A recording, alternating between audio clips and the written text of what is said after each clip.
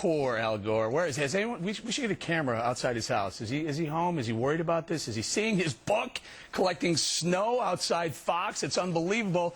By the end of the hour, Dana, I'm thinking at least halfway up. I don't know, maybe up to truth. I don't know. The snowflakes aren't that big.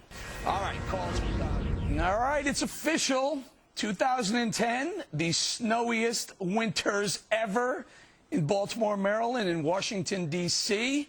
I think that's Philly on the left side of your screen, and all show we've showed you the Al Gore book, An Inconvenient Truth, sitting outside our studios here at Fox, taking on more and more snow in this 2010 blizzard.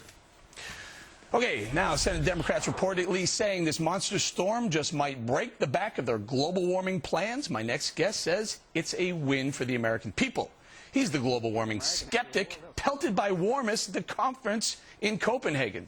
Filmmaker Phelim McAleer is outside in Washington saying, let it snow, let it snow, let it snow. Thanks for joining us. Where's your costume? Where's your polar bear? Well, it's not. We don't need a polar bear costume because it's global warming. This is the hottest year on record or whatever it was, or even though it's not really. So it's global warming. It's so hot we're all going to die. I thought I would dress appropriately for the global warming that we're all experiencing. Al Gore and all the environmental movement have been telling us for years now we're global warming. So here I am in my shorts, my sun hat, and my sandals. So this is dressing appropriately for the weather conditions. Now, just before we go any further, if you see any warmists making snowballs and taking aim at you, let us know. We'll cut away. We don't want that on camera.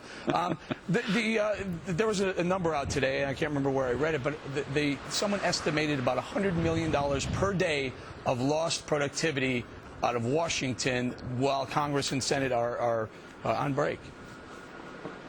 Yeah, but you see, the global warmist, the hysterics, they say this snow was caused by global warming. There's an article in Time magazine this week. The snow was caused by global warming. We're in the realms here of reading your horoscope. So no matter what weather there is, too much rain, too much snow, too much sun, they look at it and say, oh, it must be global warming. So that's the level of science we're at now, is that, no matter what happens, it has to be global warming. It has to fit their agenda, because their agenda is about really taxing people, controlling people, and trying to get money off them to fit their agenda.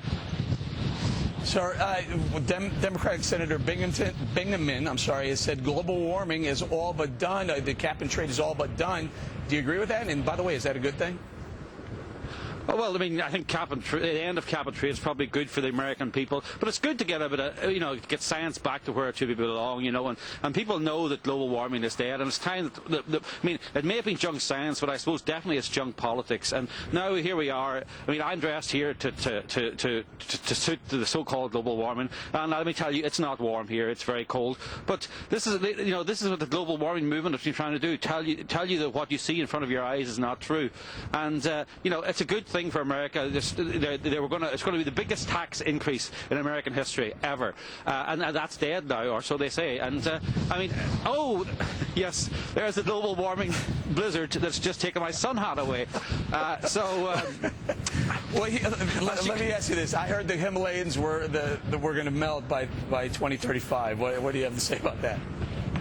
Well, I mean, as we found out, GlacierGate didn't happen, ClimateGate didn't, the ClimateGate emails came out. The science, the science is completely gone, and I think the politics needs to follow up. We need to get rid of this idea of taxing people and taxing carbon. People need more energy. They need cheap energy. They don't need less of it.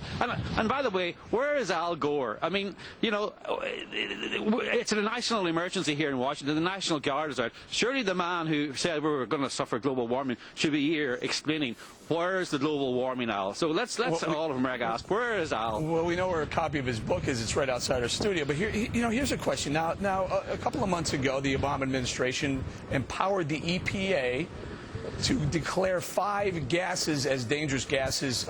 Will this administration do nothing to get their agenda through, whether it's the EPA through a new NOAA panel? It seems like they'll do nothing. They won't stop until they get cap and trade, or at least some form of it through.